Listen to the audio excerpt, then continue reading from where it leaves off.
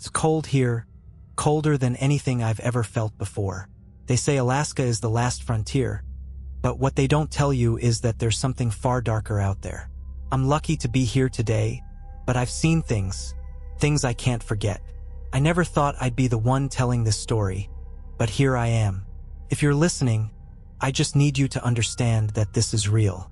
Everything I'm about to tell you, it happened, and it almost cost me my life.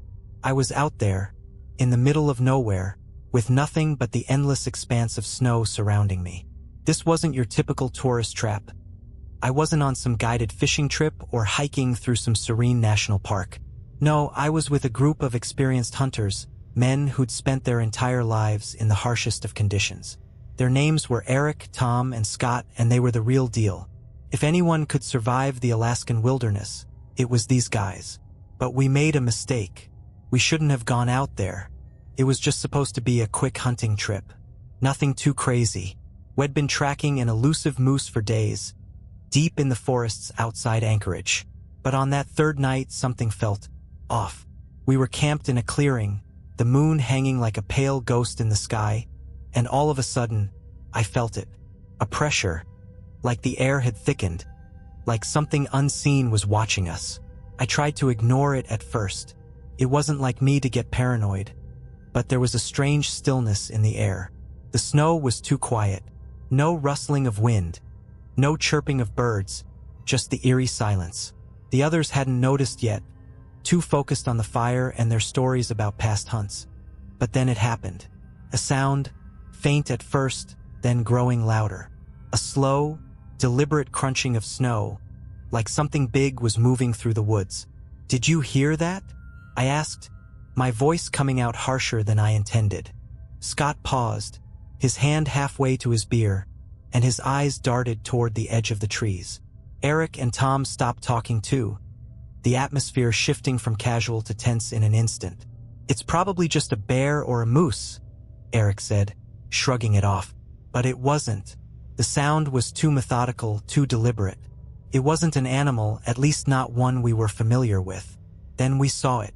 A figure, tall, thin, almost skeletal, standing at the edge of the clearing. Its silhouette was impossible to miss against the stark white of the snow, but what struck me the most was the way it moved. It was jerky, unnatural, like it was being pulled by strings, its limbs too long for its body. And the face, I'll never forget the face. It was distorted, almost alien in its features, like it had once been human but had twisted into something else. I don't know how long we stared at it. Felt like an eternity. But then, as suddenly as it appeared, it disappeared back into the forest, vanishing without a sound. Tom was the first to speak. "What the hell was that?" We didn't know. It was Eric who suggested we pack up and leave. But as we gathered our things, a deep, bone-chilling howl echoed through the trees, making the hairs on the back of my neck stand on end. This wasn't the howl of a wolf or a coyote. This was something worse. Something that echoed through your chest, shaking you to your core. I've never been the type to panic, but in that moment, I felt the terror grip me. It wasn't just the howl that terrified me. It was the way everything had gone still again, as if the world itself had gone silent, waiting. That night, as we huddled together in the tents, I could hear the crunch of snow outside again. This time, it wasn't just one thing. It was multiple shapes circling us, drawing closer. I swear I heard whispers on the wind. The voices were incomprehensible, just distorted sounds that crawled into your mind and made your thoughts run wild. Tom wanted to go out to confront whatever was out there, but I knew better. I could feel the presence. This wasn't something we could fight. It was hunting us. The next morning, we tried to leave, but our tracks had vanished. All those hours of trudging through the snow, marking our path, only to find it wiped away like we had never passed through. The forest had swallowed us whole. We weren't just lost, we were trapped. I don't know how long we were out there, but I remember the panic setting in. We hadn't seen any more figures, but that didn't matter. The feeling that something was watching, waiting, never left. Every crack of a twig, every rustle in the bushes, made our hearts skip a beat. We made it out barely. By the time we stumbled back to civilization, I was covered in frostbite, half dead from hunger and exhaustion. I never spoke to Tom or Scott again. Eric didn't make it back. They found his body a week later, in the exact spot where we'd last seen that thing. But it wasn't just his body that was found. His eyes, they were wide open, frozen in terror. But the worst part? There were no tracks leading to him. It was as if whatever had killed him had just appeared out of thin air. I don't know what we encountered out there, but I know one thing for sure. It was waiting for us. And it's still out there, somewhere in the Alaskan wilderness, waiting for the next group of fools to wander into its domain. If you ever go to Alaska, remember this story. Stay on the path. Never stray from the group. Because once you hear that howl, you may not make it out alive. The last thing I remember is the sound of the wind carrying something with it. Whispers, maybe, or something else. But I'll never forget it. I survived, but not without a price. Now, every time I close my eyes, I hear that howl again. I thought I could leave it behind. I really did. For months after we made it back to Anchorage, I tried to convince myself that what happened in those woods was just some bizarre, shared hallucination. Maybe it was the isolation, the exhaustion, or the sheer terror that made our minds play tricks on us. But as the months wore on, I began to realize something. I hadn't truly escaped. Started small. A nightmare here, a lingering sensation there, like I was being followed. But it wasn't until I received a call that I knew something wasn't right. It was late, maybe 2 or 3 in the morning. I was staying in a small cabin outside of Fairbanks, trying to rebuild my life after everything had happened. My phone rang, the shrill tone cutting through the quiet night like a knife. I almost didn't answer, but something in my gut told me I should. "Hello," I answered, my voice rough with sleep. "Ben?" The voice on the other end was crackling, almost distorted, but I could tell who it was right away. It was Scott. "Scott? What's going on?" I asked, sitting up straight in bed. His voice sounded panicked, frantic in a way I hadn't heard in him before. "You're still in Alaska, right? Still near the woods?" he asked, his words tumbling out in a rush. "Yeah, I'm not far from Fairbanks. Why? What's wrong?" He was silent for a moment before he spoke again, his voice trembling. "I saw it. It's real, Ben. It's real, and it's not just out there in the wilderness. It's here. It's in the city." I felt my heart drop into my stomach. My breath hitched in my chest as I tried to process his words. "Scott, what the hell are you talking about? What did you see?" He paused again, like he was trying to find the right words. But when he finally spoke, the terror in his voice was undeniable. "I saw it in the woods last night. I thought it was gone, that we had escaped, but it's been following me. Ben, it's not just some monster. It's a force. It's like it's drawn to me. I don't know how much longer I can outrun it." I could hear him breathing heavily on the other end of the line, and I knew something was seriously wrong. "Scott, calm down. You need to tell me exactly what happened. Where are you?" "I'm in my house," he said, his voice shaking. "But I'm not alone, Ben. I'm not alone." Suddenly, the line went dead. I sat there, staring at the phone in my hand, numb with disbelief. I didn't know what to think. I had lived through it, but hearing Scott's panic, hearing his terror, made me feel like I was right back there, lost in those woods again. The same haunting feeling settled into my chest. Something was still out there. I grabbed my coat and rushed out of the cabin. I didn't know what I was going to find, but I knew I couldn't ignore it any longer. My feet barely touched the ground as I drove toward Scott's place in a daze. The snow was falling heavily, and the headlights of my truck cut through the blizzard like a knife through fog. It took me nearly 2 hours to get to his house. By the time I pulled up to the cabin, the place was dark. Too dark. No lights. No movement. I stepped out of the truck, the cold air biting into my skin, and walked to the front door.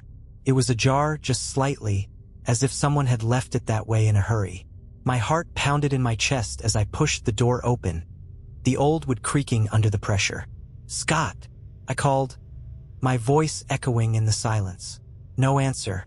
I stepped further into the cabin, the smell of stale air and something metallic filling my nostrils. As I entered the living room, I froze. The entire room was covered in deep red streaks, as if someone had painted the walls with blood. But it wasn't the blood that caught my attention.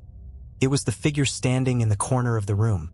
It was tall, too tall, with limbs that were bent at unnatural angles. Its face was a twisted nightmare of sharp angles and black, hollow eyes, staring straight at me. The thing didn't move at first, but I could feel its presence, suffocating the air around me. Then it made a sound, a low, guttural hum, almost like a song. But it wasn't a song of peace. It was something darker, something older. I backed away, my mind racing. "Scott!" I screamed, but there was no answer. The thing took a step forward, its long, unnerving arms reaching toward me. I ran, heart pounding in my chest, but as I reached the door, I turned back to see it standing there, just watching me. And then it spoke. "I'm not finished with you." The words weren't spoken aloud. They echoed in my mind, vibrating through my skull like a warning. The cold air seemed to freeze in place around me, and I knew in that moment that whatever this thing was, it was after more than just us. I ran out of the cabin, stumbling through the snow, not looking back until I reached my truck. I didn't know if Scott was alive or dead, and in some twisted way I didn't want to know. What I did know was that the creature from the woods wasn't just a thing that lived in the forest. It had followed us here. It had followed me. It's still out there somewhere waiting, and I don't think it's done with me yet. I don't know why I'm still here. I should have left. I should have packed up everything and gotten out of Alaska for good. But something, maybe it's guilt, maybe it's some twisted form of unfinished business, keeps me here. Every time I think about leaving, I hear that whisper. It's not a voice. It's the wind, but it feels like a voice. It feels like it's calling my name. It's the same voice I heard in the woods that night, the one that never left my thoughts. And I know deep down that it's still out there waiting. After what happened at Scott's cabin, I didn't go to the police. Couldn't. I didn't know what to say. How do you explain something like that to people who would never believe you? Who would laugh and dismiss it as some wild hallucination from too much time in the wilderness? So I kept it to myself, tried to move on, tried to convince myself that I was the only one left to carry the weight of what we'd seen. But then came the phone call. It was about 3 weeks later, the dead of winter. The days were short, and the nights felt endless. I was sitting in a diner in Fairbanks, nursing a cup of coffee and trying to pretend I wasn't haunted by the things I'd witnessed. The storm outside howled against the windows, but I barely noticed anymore. The storm inside me was far worse. That's when my phone rang again. I froze. It was a number I didn't recognize, but something in my gut told me to pick up. "Hello." I answered, my voice shaky, though I didn't know why. "Ben." It was Eric's voice. I hadn't heard from Eric since we'd left the wilderness. After everything that happened, he'd gone back to his family in the lower 48. He had stopped returning my calls, and I'd figured he wanted to forget about it all, just like everyone else. But here he was calling me after all this time. "Eric? What's going on?" I asked, trying to keep the panic out of my voice. Ben, I don't know how to say this, but..." Eric's voice cracked, and for the first time since I'd known him, I heard fear in his tone. It made my blood run cold. "It's back. It found me." I felt the weight of his words settle in my chest like a stone. "What are you talking about?" I asked, my voice barely above a whisper. "I didn't want to tell you," he continued, his voice barely audible. "But it's been following me too. I thought I could outrun it, but it's everywhere now. It's in my house, it's in my dreams. I don't know how much longer I can keep this up. I can feel it getting closer. I think... God, Ben, I think it wants to take me next." I could barely breathe. The same thing, the same horrifying thing that had stalked us in the Alaskan woods, was now tormenting Eric. It was no longer confined to the wilderness. It was everywhere, and it was getting closer. "I'm coming to you," I said without thinking. I didn't know how, but I knew I couldn't let him face this alone. "No," Eric gasped, his voice strained. "Don't come here. You don't understand. You don't know what it's like when it gets close. You won't survive it, Ben. I just wanted to warn you. You can't escape it. It's not just in the woods. It's in everything now. It's in your mind. It knows who you are. His words made my skin crawl, but there was something in them that broke through my panic. A deep, almost desperate plea. What do you mean? I asked, my heart pounding in my chest. I don't know how to explain it, he said, his voice shaking with fear. But once it's latched onto you, it doesn't let go. You can run, you can hide, but it's always there, watching, waiting for you to slip up. I was shaking, my hands trembling as I held the phone to my ear. Eric, where are you? I need to see you. We need to figure this out together. I'm at my cabin, he said, his voice barely audible now. But Ben, please don't come. Don't. And then the line went dead. I don't know how long I sat there, staring at the phone in my hand, my mind racing. It wasn't like Eric to panic. He was one of the toughest men I'd ever met. But hearing the fear in his voice, the way he begged me not to come, it told me everything I needed to know. Whatever this thing was, it was getting worse. And it wasn't just haunting us anymore. It was feeding on our fear, and it was closing in. I didn't hesitate.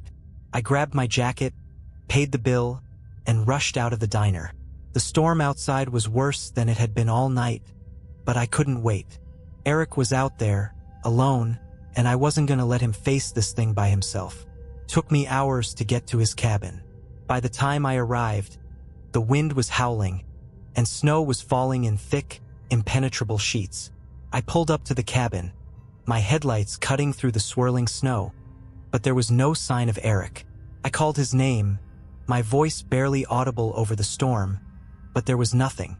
I forced the door open, the wood creaking under the weight of the snow, and stepped inside. The place was dark, except for a small candle burning in the corner. It flickered weakly, casting eerie shadows across the room. The air was thick, too thick, like it was filled with something unnatural. And then I saw it. At the far end of the cabin, standing by the window, was a figure. Tall, thin, unmistakable. It was the same thing I'd seen in the woods, the same thing that had stalked us. It wasn't just watching me, it was waiting. But what made my blood freeze was the sight of Eric, crumpled on the floor beneath it, his eyes wide open in terror, frozen in a way I couldn't explain. The thing turned its head slowly, its face twisted in a grotesque mockery of a smile. And then it spoke. You should have stayed away, Ben. Before I could react, the door slammed shut behind me, and I felt the cold, suffocating weight of it surround me. The whispers started, low at first, then rising in volume, filling my mind with words I couldn't understand, like the wind itself was alive. And then I knew. It wasn't just hunting us anymore. It was consuming us, and it was going to take us all. I don't know how much time passed after the thing spoke. Felt like seconds, but then again it felt like hours. All I could hear was the sharp, oppressive sound of my own breathing, mixed with the unnerving hum coming from that thing, standing just a few feet away, its form stretching unnaturally against the flickering candlelight. Its hollow eyes pierced into me, empty voids that seemed to know everything about me. Things I hadn't even remembered myself. I could barely move. My body had frozen, not from the cold but from the terror that gripped every inch of me. My legs were heavy, like they were made of lead, and my arms hung useless at my sides, as if the very act of reaching for something, anything, would have been futile. All I could do was stare at the thing, helpless. It wasn't just watching me anymore. It was studying me, as if deciding whether I was worth the effort of tormenting further. The cabin felt smaller, suffocating, the air thick and bitter. The wind howled outside, but in here, there was only silence. A deafening, oppressive silence. Then I heard it. The sound of Eric's voice, weak, raspy, barely a whisper. Ben, get out. It's not too late. I turned my head, finally finding the strength to look at him, lying on the floor. His face was pale, eyes wide open but empty, staring at something beyond me, as if he were already lost to whatever this thing was. He didn't seem to be breathing. I knew then, Eric was already gone. The thing moved then, stepping closer. Each movement was slow, deliberate, and I could hear the soft creaking of its bones as if they were made of wood. It stopped in front of me, and I could feel its presence invade every corner of my mind. "I told you not to come," it said again, its voice a whisper and a scream at the same time. "Now, you belong to me." Before I could react, it reached toward me with one long, twisted arm. Its fingers, if you could even call them fingers, were sharp, talon-like, scraping the air between us. I could feel the cold radiating from them, a cold that went deeper than the skin, burrowing into my very soul. I stumbled backward, the horror overwhelming me, but I couldn't move fast enough. The air seemed to slow down, and I felt like I was trapped in some twisted dream, unable to wake up. It was all around me. Its presence, its words, its touch. I felt its fingers brush my cheek, and in that moment, I was sure it would drag me into the same frozen nightmare that had taken Eric. But then something changed. I don't know how or why, but the pain, the suffocating weight of the thing's touch, faded. I don't know if it was my will to survive or something else entirely, but I managed to break free. I bolted toward the door, every step heavier than the last, the darkness closing in around me, whispering in my ears, urging me to stay, to give in. But I couldn't stop. I had to get out. I had to survive. I didn't look back as I ran, crashing through the snow, the storm battering me from every side. I could feel it, though, the pull of it, the weight of its presence still lingering in the air, chasing me even though I was miles away from that cursed cabin. I don't know how I managed to make it back to my truck. The snow was falling heavier than ever, and I could barely see through the windshield. I slammed the door shut, locked it, and started the engine. I shouldn't have looked back, but I did. The cabin was gone. There was nothing left but the storm, the swirling white madness of it. The wind screamed like a living thing, howling its fury into the void. But through the blizzard, I could make out a figure standing by the road, just barely visible, its form bent and broken. The same twisted thing. I don't know how it followed me. I don't know how it found me in the storm, but it did. It was always there, waiting, watching. As I drove, I felt its presence following me, not in the truck, but in my mind. The whispers were louder now, clearer, echoing through every thought I tried to have. It was inescapable. I kept my eyes on the road, the world a blur of white. I drove for what felt like hours, the fear gnawing at my mind. I couldn't think straight. I couldn't breathe without feeling its weight on my chest. The thing had followed me, and no matter how far I went, no matter where I ran, it would always be there, just out of sight, watching.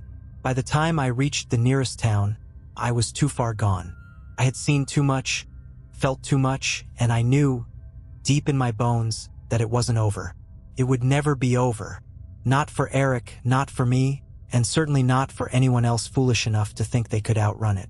I moved away shortly after that. I never stayed in one place for too long. I kept to the cities, the crowds, hoping the noise would drown out the whispers in my mind. But I know now. I know what I didn't understand before. The thing, whatever it was, isn't just a creature. It's not bound by the laws of nature or time. It feeds on fear, it feeds on the dark corners of your mind, and it follows you. It doesn't need to be in the woods. It can be anywhere. And that thought, it's always with me. Because no matter how far I run, it's still out there, somewhere, waiting for me. Waiting for the next person to wander too far off the path. Waiting for the next soul it can claim. And this time, I don't think I'll be able to outrun it. I wish I could say that moving away, leaving Alaska behind, somehow broke the curse. That I found peace, that the whispers faded, that I was finally free. But I wasn't. The thing, I can't even call it a creature anymore, wasn't just something confined to a specific place or time. It was like a shadow, an inescapable part of me, of my mind. I would hear it in the middle of the night, the cold air pressing against my skin even in the warmth of my new apartment. The whispers didn't just come from the dark corners of rooms anymore. They came from inside me. They twisted my thoughts until I could no longer tell where my fear ended and where it began. It started to affect my sleep, then my relationships. I couldn't keep a job. I couldn't keep a friend. How could I?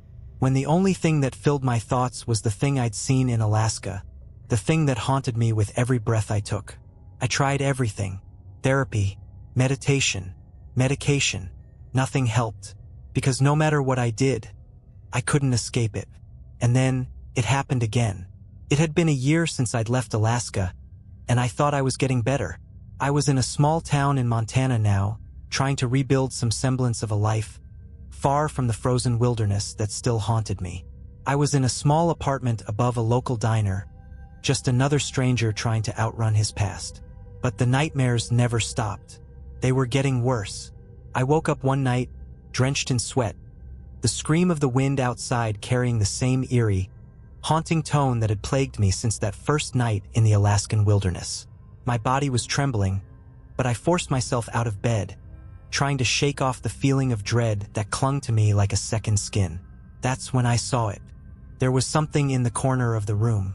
I had no idea how it had gotten there, no idea when it had arrived. The shadows of the room seemed to twist and bend around it, as if the very air had contorted to accommodate its presence. At first, I thought it was a hallucination, the product of a mind too far gone. But then I saw it, those long, twisted limbs, the way the figure stood unnaturally tall, its silhouette unmistakable. Its face was a blur, just a mass of darkness where features should have been, but I could feel it. I could feel it staring at me, the hollow, vacant eyes, the coldness that chilled my very soul. I froze. For the first time since that night in Alaska, I couldn't move, couldn't scream. The fear was so intense, so paralyzing, that it wrapped itself around me, suffocating any thought of escape. The thing stepped closer. The floor creaked under its weight, though there was no weight to it, not really. It was like it was a part of the air itself, an entity made of darkness and frost, slowly moving toward me with a strange, purposeful slowness. Couldn't breathe. It spoke then, its voice like 1,000 whispers woven together into one soul-chilling sound. "You can't outrun me, Ben. You can't run from what you are." I could hear the words in my head, louder than the sound of the wind outside. It wasn't talking about Alaska anymore. It was talking about me. The thing had seen something in me, something it could latch onto. It had marked me long ago. I tried to back away, but my body wouldn't obey. The fear was too much. My heart was pounding in my chest like it was about to explode, but nothing happened. I couldn't move, couldn't scream. And then it reached out its hand. No, its claw, long and cold, brushing against my skin. I felt a searing, biting cold where its fingers touched me. My whole body screamed for me to pull away, to fight, but I couldn't. The moment it made contact, I felt the memories flood back. The forest, the snow, the moonlit sky, the thing in the darkness, watching us, waiting for us to make the wrong move. It wasn't just a monster, I realized. It was something older, something that existed long before the trees and the snow, before the stars and the sun. It was a presence, a force that consumed not just your body, but your mind. It fed off your fear, and it fed off the very idea of escape. But as its cold fingers gripped tighter, I did the only thing I could think to do. I fought. I didn't think about it. I didn't plan it. But I gathered every ounce of strength I had, and I pulled away. Not physically, I couldn't do that, but mentally. I fought it with every thought, every memory of what I had survived, what I had already gone through. I remembered the woods. I remembered the howling wind. I remembered Scott, Eric, the terror. And with everything I had, I reached into the darkness. I don't know how it happened. Maybe I just willed it. Maybe it was a desperate cry for survival, a last-ditch attempt to tear myself away from the abyss. But as I reached into the thing, I felt the coldness begin to recede, slowly, just for a moment.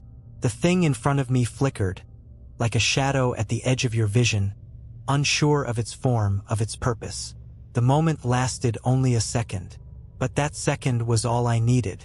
I slammed my eyes shut and forced myself to breathe. I kept thinking of the one thing that kept me alive in Alaska. Survival. When I opened my eyes again, it was gone. But I know better now. It didn't leave. It was never gone. It was just waiting, watching. The whispers never stopped. They're in my head now, swirling like the winds of Alaska. The thing is still there, in the shadows of my mind, lurking, waiting for me to slip. And one day I know it will be back. And next time I don't think I'll escape. I don't think anyone will. It's been months since that night.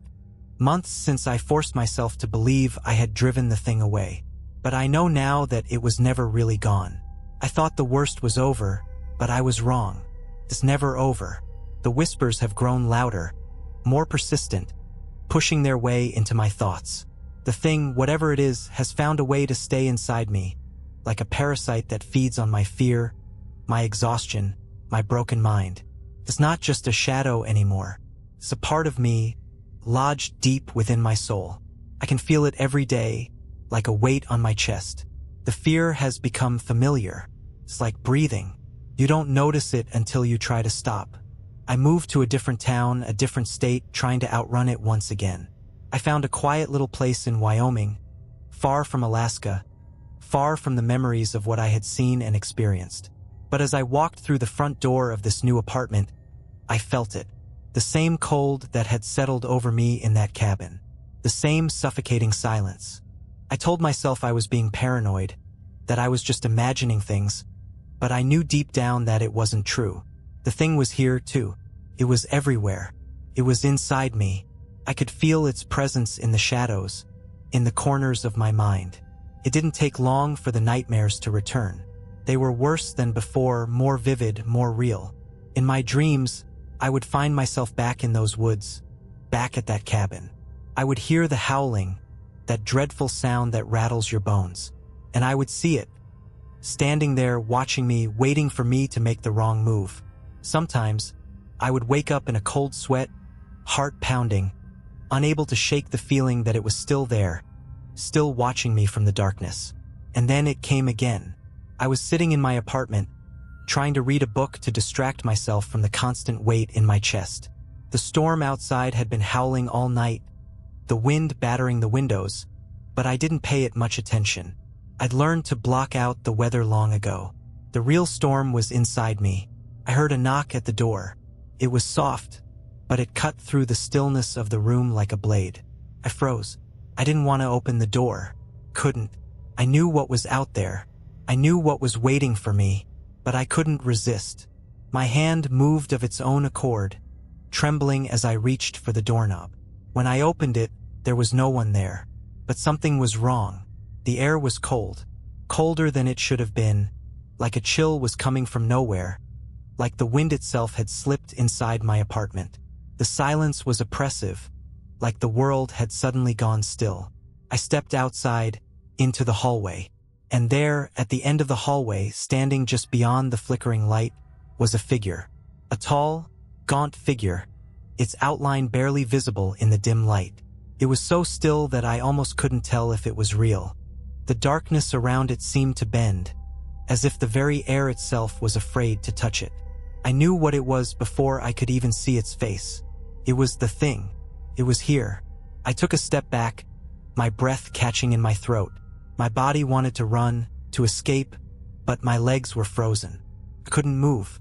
The thing raised its arm, its fingers twisting in the air like they were reaching for something. It didn't need to speak for me to hear it. Its words filled my mind, cold and clear. "You've been running for so long, Ben. You can't hide from me anymore." It was the same voice, the same whispers, but there was something different about it this time. The presence wasn't just around me. It was inside me, too. It was in my thoughts, my very soul, clawing its way out. And then it took a step toward me. Slow, deliberate. The air seemed to warp around it, like the temperature was dropping with each movement. I could feel its coldness, the crushing weight of its presence, pushing me back into the apartment. I tried to scream. I tried to fight, but my body wouldn't obey. It was like I was drowning in the fear it had planted inside me. My thoughts were clouded, filled with terror and the overwhelming sense that I was about to lose everything. I was losing myself. And then I saw something. In the corner of my eye, I saw a shadow, a flicker of movement. It was small at first, but it grew, taking shape, becoming something real. I couldn't process it at first. I thought I was hallucinating, seeing things that weren't there. But then I realized what I was seeing. It was the figure of a man. It was Eric. He was standing there, just outside the apartment, his eyes wide open, staring at me with that same frozen look he had when they found him. His body was pale, his skin stretched tight over his bones. He was dead, but there he was, standing in front of me, like he had never left. I tried to call out to him, but no words came. My throat was tight, suffocated by the weight of the fear that gripped me. And then, Eric's voice echoed in my mind. It wasn't him. It wasn't his voice. It was the thing speaking through him. "You can't escape, Ben," it said, its voice seeping through every thought, every breath. "You are mine." I tried to push it out, tried to shut my mind off, but the whispers wouldn't stop. They were all I could hear, all I could think. I wasn't sure where I ended and the thing began anymore. It was here. It had found me again. It wasn't going to stop. Not until it took me, too. And the worst part? I think it already has. The thing didn't just hunt me. It didn't just chase me through the forests of Alaska, through my nightmares, through the towns I thought were safe. It's been inside me all along, feeding on my fear, feeding on the idea that I could escape it. But it's never been about escape. It's always been about survival. And I don't know how much longer I can survive. I'm writing this now because I'm running out of time. I can feel it closing in on me. The whispers are louder. The cold is deeper. And every breath I take feels heavier, more labored. I can't escape it. I can't outrun it. The thing, whatever it is, has found its way into the very core of me, and I feel it tightening its grip. When I left that apartment, I didn't know what else to do. I had no plan, no destination in mind. I just needed to get away, to put as much distance between myself and whatever this thing was. I thought if I could just outrun it, if I could just keep moving, I might get a little bit of peace. But peace doesn't exist when the thing is following you. It's like a shadow always there, no matter how far you run. It doesn't matter where I go. It knows me. It knows my fears, my thoughts, my weaknesses. I've tried to forget, tried to bury the memories of Alaska, of the cabin, of Eric and Scott. But the thing won't let me forget. It reminds me every single day. I went to a therapist trying to convince myself that it was all just trauma, a figment of my imagination. I thought maybe I was just losing my mind after everything I'd seen. But the moment I sat in that office, the thing was there, lurking in the shadows, just beyond the therapist's smile. Its cold fingers brushed against the back of my neck, and the whispers started. "You can't outrun it," it said. The therapist couldn't hear it. She just smiled, nodding, asking questions. But I couldn't focus on her words. I couldn't hear her over the sound of the whispers, the feeling of something dark, something ancient, wrapping itself tighter around me. That night, I didn't go home, couldn't go back. I couldn't stay in any place long enough to feel safe. So I drove. I didn't know where. I didn't care. I just needed to move. The road stretched out in front of me, endless and dark, the headlights cutting through the night. The snow flurries danced around the truck, swirling like a blizzard. But there was no escape. There was never an escape. Hours passed. The cold inside my truck was unbearable. The heat was on full blast. But it didn't matter. The cold, the real cold, was inside me now. That's when I saw it again. Out of the corner of my eye, I caught the flash of something in the distance. Too far to make out clearly, but familiar. Something tall, too tall. I thought my mind was playing tricks on me. But I knew it was the thing. I slammed on the brakes, the truck sliding on the slick road. But I didn't stop. Couldn't stop. I had to see. I had to know if I was right. The figure was standing in the middle of the road, just staring at me. Its limbs were outstretched, its form bending in ways that made my stomach twist. Couldn't breathe. I tried to reverse, but my hands wouldn't move. My body was frozen in place. My eyes locked on the thing in the road. It stepped forward, its limbs jerking in unnatural angles, dragging itself closer to the truck. I could see its face now. Its hollow eyes stared at me, cold and vacant. Its mouth didn't move, but the whispers filled my head. "You'll never escape," it said, its voice seeping into my thoughts, making everything else fade away. "I've always been with you." I couldn't think. I couldn't even scream. My heart pounded in my chest, My hands gripped the wheel so tight my knuckles ached. The thing was so close now, I could feel its coldness crawling through the air, settling into my bones. I thought it was the end. I thought it was finally going to take me. But then, something strange happened. I wasn't sure if it was a dream or a delusion, but for a moment, I saw a flash of light, a bright, blinding light, and the thing in the road faltered, its form flickering like a broken image on a screen.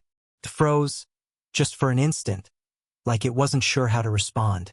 And then it was gone. I don't know how. I don't know why. I didn't waste a second. I floored the gas pedal and drove. I didn't stop. I didn't look back. I haven't stopped since. I'm not sure where I am anymore. I don't know where I'm going, but I can feel it. The thing is still here, still with me, lurking in my mind, waiting for me to slip. It's still out there, somewhere in the shadows. I'm not sure how much longer I can keep running. The exhaustion is starting to catch up to me. The whispers are getting louder, more insistent, and I can't escape them. But the worst part? I don't think I want to anymore. The thing isn't just a force of fear. It's a part of me now. It's inside me. It's inside my soul. It feeds on my terror, on my thoughts, on my every move. I don't think it will ever leave. And I don't think I can survive without it. I'm writing this, hoping that somehow, someone will read this, that someone will know what happened. But I fear it's too late. I fear the thing has already taken me. And if you're reading this, know one thing. It's still out there. And it's waiting. I don't know how much longer I can hold onto my mind. Writing this is the last tether I have left to reality. The thing is closer now, closer than it's ever been, and I can feel it growing stronger. The whispers are constant, the cold relentless. I can't escape it no matter how hard I try, no matter how far I run. It's always there, inside me, creeping into my thoughts. I thought that by leaving everything behind, by driving away, running away from the places that haunted me, I could start over. I could outrun it. I could find some peace. But I was wrong. The first time it truly hit me that I couldn't outrun it anymore was when I stopped. I was exhausted, my mind fractured and broken from the constant fear, the constant drive, and for the first time in months, I let myself rest. I found a small motel, a nondescript place off the highway, hoping for a few hours of sleep. The room was empty, save for the bare essentials. A single bed, a flickering lamp, and a cracked window. I didn't care. I just needed to stop, even for a moment. The air inside the room felt heavy, thick with the same suffocating cold that had followed me across the country. But I told myself it was just the winter chill creeping in through the walls. I laid down on the bed, my eyes closing in an attempt to silence the relentless pounding of my heart. But the moment I closed them, I saw it again. It wasn't just the thing, it was the place, the forest. The trees were towering, their branches twisted and warped. The snow beneath my feet was deeper than it had ever been. I could hear the wind howling, the world around me moving in a slow, surreal motion, like I was trapped in some terrible dream. And there it was, standing in the distance, watching me. The thing. Its form stretched tall and skeletal, its black eyes glaring through the darkness. I tried to turn away, tried to run, but my legs wouldn't move. I was frozen in place, unable to escape its gaze. The thing didn't speak, but I heard its voice in my head, clearer than ever. "You'll never leave." The words rattled through my mind like a physical blow. I could feel its cold, bitter presence seeping into every thought, every breath, every nerve. It was suffocating me. It wasn't just the cold of the room now. It was the cold of its touch, freezing every part of me from the inside out. I woke up in a cold sweat, gasping for air, my body trembling. The room was still dark, the only sound the beating of my heart in my ears. But I knew the thing wasn't just in my dreams anymore. It was in my head. It had always been there. I can't escape it. When I looked in the mirror the next morning, I didn't recognize the person staring back at me. My face was pale, gaunt, my eyes sunken and hollow. The reflection was a stranger, someone who had been worn down by fear and exhaustion, someone who had given up. But more than that, it was someone who was already lost. I tried to keep moving. I couldn't stay in that motel, but no matter where I went, I could feel it. The thing was always just behind me, never more than a few steps away. Even when I tried to sleep, even when I drove through the night, I could hear it in the back of my mind. I could feel it following me. But something changed on the third day. I woke up in the middle of the night, my body drenched in sweat, the room colder than ever. The whispers had grown louder, as if the thing was pushing its way into my mind, its voice filling every thought. It was too much. I couldn't take it anymore. I got up and stumbled to the bathroom, hoping the cold water would snap me out of whatever nightmare I was in. But when I looked in the mirror, I didn't see my reflection. I saw it. The thing was standing behind me, its face twisted and grotesque, its hollow eyes staring at me through the reflection. It wasn't just watching me anymore. It was inside the mirror, reaching out to me. I tried to scream, but no sound came out. The thing's hand, cold and skeletal, reached toward me, and I could feel its fingers brush against my neck. I wanted to pull away, to run, but I was paralyzed. I couldn't move. "You can't escape, Ben," it whispered. "You never could." I don't know how long I stood there, frozen in place, feeling its cold touch seeping into my skin, into my bones. But I know I can't fight it anymore. The thing is inside me now, more than just a shadow following me. It's in my mind, in my thoughts, in every heartbeat. It's a part of me. I don't know what it wants from me. I don't know what it's been waiting for, but I can feel its hunger. I can feel its patience. It's not in a hurry. It doesn't need to rush. And that's what terrifies me most, because I've already lost. I'm writing this because I don't know how much longer I'll be able to.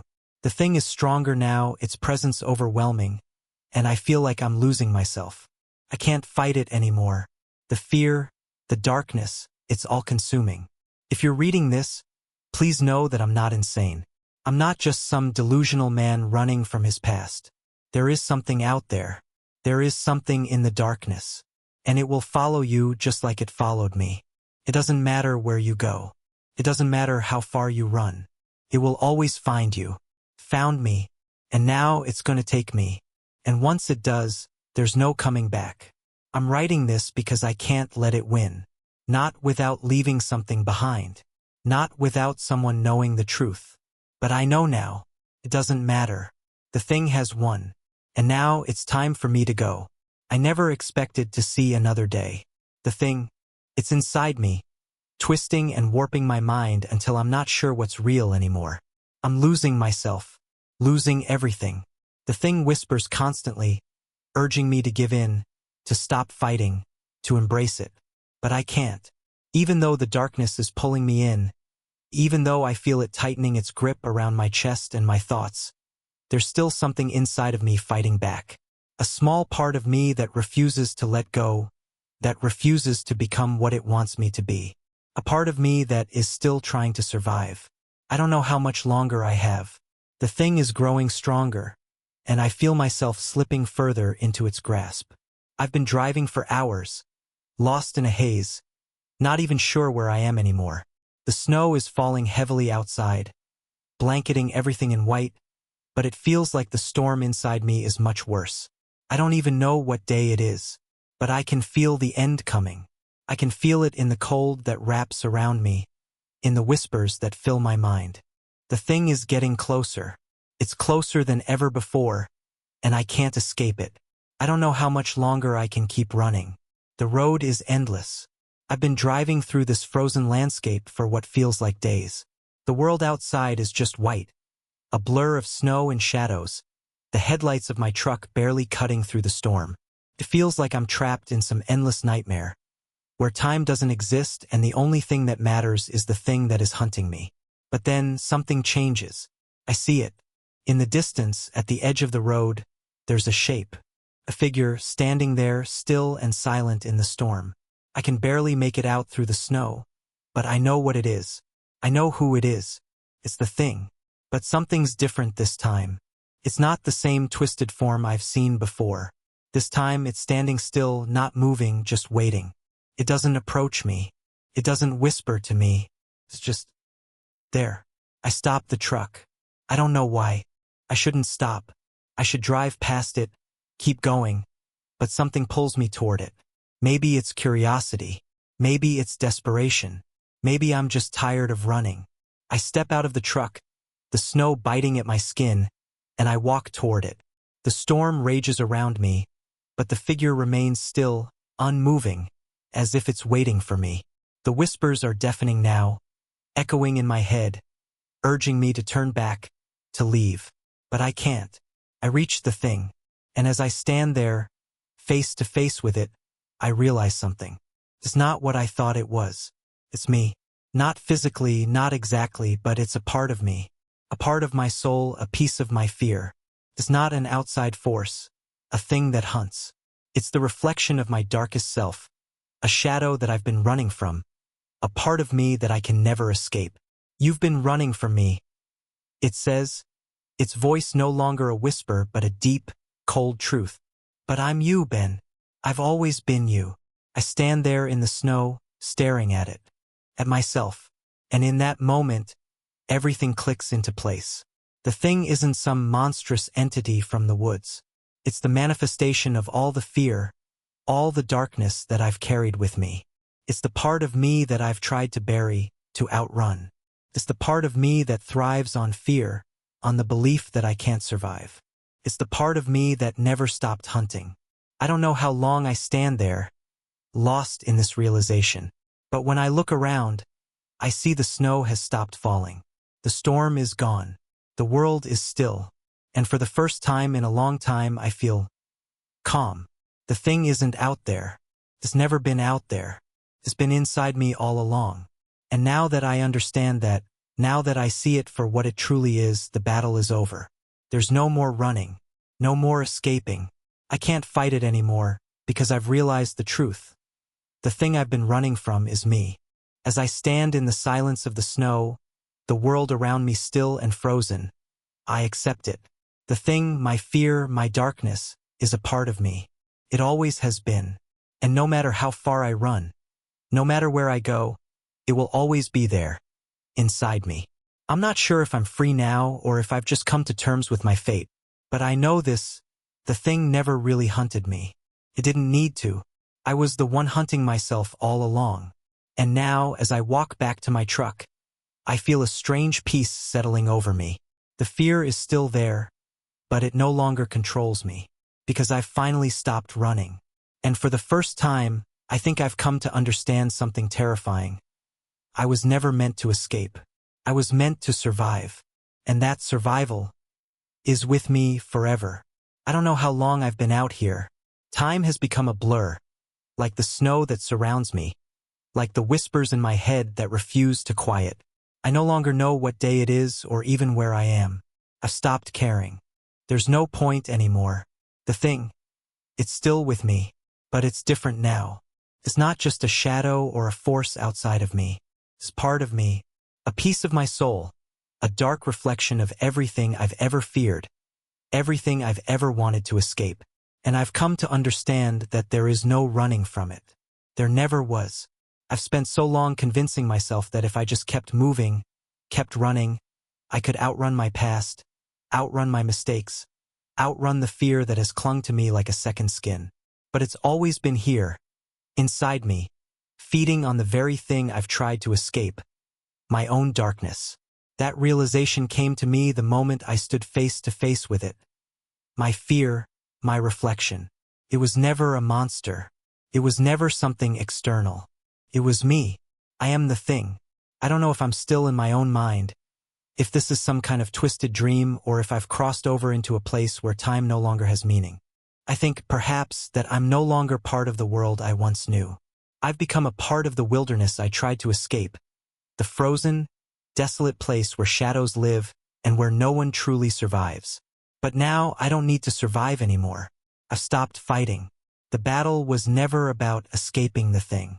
The battle was about accepting it, accepting myself. I hear the howling wind again, but this time it doesn't scare me. The whispers are louder, but they no longer terrify me. They're my own thoughts now, my own fears, and I've learned to embrace them.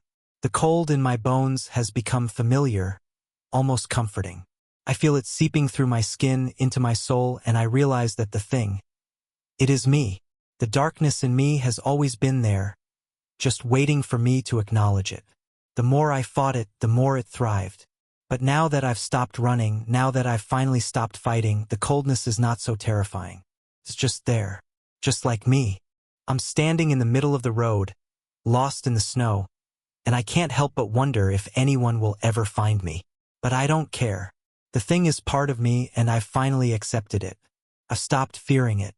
I realize now that I was never supposed to outrun the thing. I was supposed to understand it. I was supposed to let it in, to stop running from the dark corners of my own soul. The thing doesn't control me anymore. It never did. It was always a reflection of my own fear, my own failures, my own brokenness. I know I'll never be free of it. I don't think anyone ever truly is. We all have our shadows, our darkness, waiting to consume us if we let it. But that's not the end of the story, because survival isn't about outrunning it. Survival is about living with it. And so, as I stand here in the snow, with the whispers and the cold pressing in on me, I don't fight it. I don't try to run. I simply exist, a part of the very thing I once feared, and I accept it. I accept myself. And maybe, just maybe, that's the only way to survive this. Maybe the thing never wanted to take me. Maybe it only wanted me to see the truth. That it's not the thing outside of us that we need to fear. It's the thing within. And once you accept it, once you stop fighting, you can finally stop running. And maybe, just maybe, you can find peace in the darkness. But that peace comes with a price. I paid it long ago.